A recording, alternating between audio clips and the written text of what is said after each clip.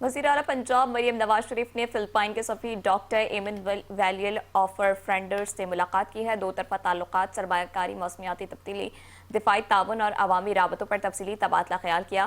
انہوں نے فلپائن کو 2026 کی آسیان چیئرمین شپ پر مبارکباد دیتے ہوئے فلپائنی سرمایہ کاروں کو پنجاب میں سرمایہ کاری کی دعوت دی اور مکمل تعاون اور سہولیات کی فراہمی کی یقین دہانی کرائی۔ مریم نواز شریف کا کہنا تھا کہ لاہور اور پنجاب ہمیشہ دوست ممالک کے لیے کھلے دروازوں کی سرزمین ہے۔ انہوں نے کہا کہ پاکستان اور فلپائن کے درمیان 25 MOUs اور 2022 کا دفاعی تعاون معاہدہ تعلقات کو نئی جہت دے رہا ہے، جبکہ دونوں ممالک کے شہری بڑی تعداد میں ایک دوسرے کے ملک میں رہتے ہیں، جو دوستی کو مزید مضبوط بناتے ہیں۔